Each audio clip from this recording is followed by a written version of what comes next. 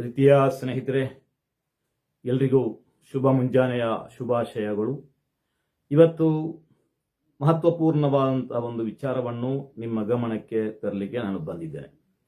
ನಿಮಗೆಲ್ಲ ಗೊತ್ತಿದೆ, ನಮ್ಮ ಈ ದೇಶ ಅಂತ ಹೇಳಿದರೆ ಇಡೀ ಜಗತ್ತಿನಲ್ಲೇ ಅತ್ಯಂತ ಬಲಿಷ್ಠವಾದಂಥ ಒಂದು ಪ್ರಜಾಪ್ರಭುತ್ವ ರಾಷ್ಟ್ರ. ನಮ್ಮ ರಾಷ್ಟ್ರದಲ್ಲಿ ಪ್ರಜೆಗಳೇ ರಾಜರು ಅಂತ ನಾವು ಹೇಳ್ತೇವೆ. ನಮ್ಮ ದೇಶವನ್ನು ಯಾರು ಮುನ್ನಡೆಸಬೇಕು ಅಂತ ತೀರ್ಮಾನ ಮಾಡುವುದು ಈ ದೇಶದ ಪ್ರಜೆಗಳು.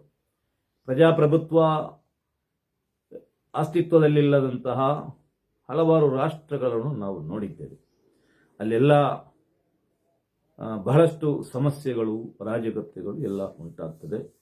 ಆದರೆ ಇಡೀ ಜಗತ್ತಿನಲ್ಲೇ ನಮ್ಮ ದೇಶ ಅತ್ಯಂತ ಪ್ರಭಾವಶಾಲಿಯಾದಂತಹ, ಇಡೀ ಜಗತ್ತಿಗೆ ಅನುಕರಣೆಗೆ ಯೋಗ್ಯವಾದಂತಹ ಒಂದು ಚುನಾವಣೆ ಪ್ರಕ್ರಿಯೆಯನ್ನು ಹೊಂದಿದೆ ಎಂಬುದನ್ನು ನಾವು ಅರ್ಥ ಮಾಡಿಕೊಳ್ಳಬೇಕಾಗಿದೆ. ಇವತ್ತು ನಮ್ಮ ದೇಶವನ್ನು ಬಹಳ ಒಳ್ಳೆಯ ರೀತಿಯಲ್ಲಿ ಮುನ್ನಡೆಸುವಂತಹ ಜವಾಬ್ದಾರಿ ಪ್ರತಿಯೊಬ್ಬ ಪ್ರಜೆಗಳಿಗೂ ಇದೆ. ಯಾರನ್ನು ಈ ದೇಶದ ಅಧಿಕಾರ ಹಿಡಿಯಲಿಕ್ಕೆ ಆಯ್ಕೆ ಮಾಡಬೇಕೆಂಬುದರ ಆ ಸಾಮರ್ಥ್ಯ ಇರುವುದು ಅದು ಈ ದೇಶದ ಪ್ರಜೆಗಳಿಗೆ. ಯಾವುದೇ ಆಮಿಷಗಳಿಗೆ, ಓಲೈಕೆಗಳಿಗೆ ಒಳಗಾಗದೆ ನೇರವಾಗಿ ಈ ದೇಶವನ್ನು ಸಮರ್ಥವಾಗಿ ಮುನ್ನಡೆಸಬಲ್ಲಂತಹ ವ್ಯಕ್ತಿಗಳನ್ನು ಆಯ್ಕೆ ಮಾಡುವಂತಹ ಆ ಚುನಾವಣೆಯ ಪ್ರಕ್ರಿಯೆಯಲ್ಲಿ ನಾವೆಲ್ಲರೂ ಭಾಗವಹಿಸುವಂತಾಗಲು ನಮ್ಮ ಹೆಸರು ಆ ಏನು ಚುನಾವಣೆಯ ಮತದಾರರ ಪಟ್ಟಿಯಲ್ಲಿ ಸೇರ್ಪಡೆ ಇದೆ ಎಂಬುದನ್ನು ಖಾತರಿಪಡಿಸಿಕೊಳ್ಳಬೇಕಂತ ಕರ್ತವ್ಯ ಕೂಡ ನಮ್ಮ ಮೇಲಿದೆ. ಈಗಾಗಲೇ ನಿಮಗೆಲ್ಲ ಗೊತ್ತಿದೆ, SIR ಎಂಬ ಒಂದು ಪ್ರಕ್ರಿಯೆ ನಮ್ಮ ಇಡೀ ದೇಶದಲ್ಲಿ ನಡೀತಾ ಇದೆ. ಇದರ ಬಗ್ಗೆ ವಾದ ವಿವಾದಗಳು ಒಂದು ಕಡೆ ನಡೀತಿದೆ. ಅದು ಈ ದೇಶದ ಪ್ರಜೆಗಳ ಮತದಾನದ ಹಕ್ಕನ್ನು ಕಸಿಲಿಕ್ಕೆ ಅಂತ ಒಂದು ನಿಯಮವನ್ನು, ಕಾನೂನನ್ನು ತರಲಾಗಿದೆ ಎಂಬುದನ್ನು, ಅದು ಏನೇ ಇರಲಿ, ಅದು ರಾಜಕೀಯದವರು ಅದರ ಬಗ್ಗೆ ಮಾತಾಡ್ತಾರೆ. ಈಗಾಗಲೇ ಹಲವಾರು ರಾಷ್ಟ್ರಗಳಲ್ಲಿ ಈ ಪ್ರಕ್ರಿಯೆ ಮುಗಿದಿದೆ, ನಡೀತಾ ಇದೆ. ಕೇರಳದಲ್ಲಿ ನಮಗೆ ಗೊತ್ತಿದೆ, ಬಹಳಷ್ಟು ವಿವಾದ ಆಗಿದ್ದರು, ಕೋರ್ಟಿಗೆ ಎಲ್ಲ ಅದು ತಲುಪಿದರೂ ಕೂಡ ನಾವು ಈಗ ಅದು ಕಾನೂನಾಗಿ ಬಂದ ನಂತರ ನಮಗೆ ಏನು ಮಾಡಲಿಕ್ಕೆ ಆಗುವುದಿಲ್ಲ.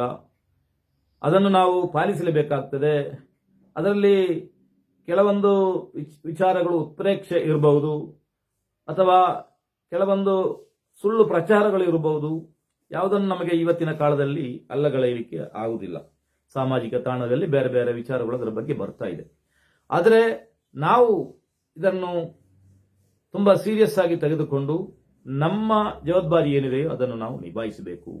ಈ SIR ಅಂತ ಹೇಳಿದ್ರೆ ಅದು ಸ್ಪೆಷಲ್ ಇಂಟೆನ್ಸಿವ್ ರಿವಿಷನ್ ಅಂತ ಅದರ ಫುಲ್ ಫಾರ್ಮ್ ಅಂತ ಹೇಳಿದರೆ, ಅದನ್ನು ಒಂದು ಕಂಡೀಷನ್ ಮಾಡೋದು.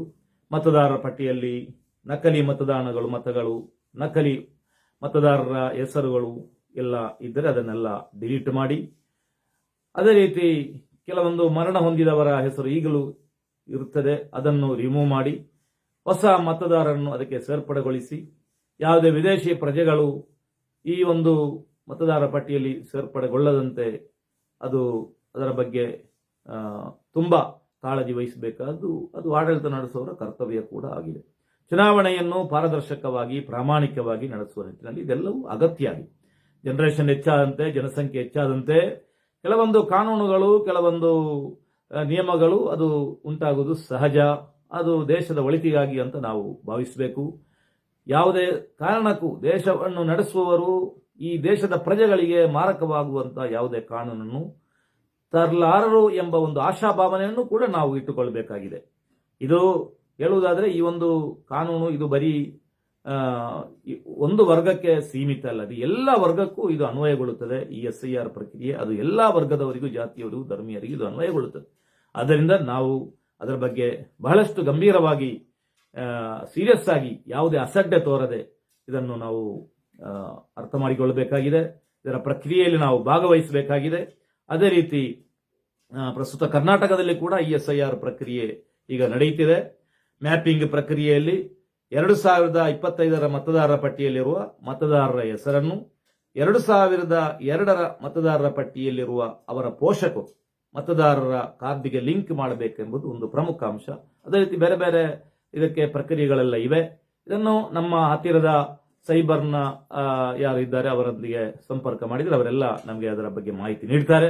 ಅದೇ ರೀತಿ ಬೇರೆ ಬೇರೆ ಪಕ್ಷದವರು ಇದರ ಬಗ್ಗೆ ಕಾಳಜಿ ವಹಿಸಿಕೊಂಡು ಏನು ರಾಜಕಾರಣಿಗಳು, ರಾಜಕೀಯದ ಕಾರ್ಯಕರ್ತರು ಇವರೆಲ್ಲ ಸೇರಿಕೊಂಡು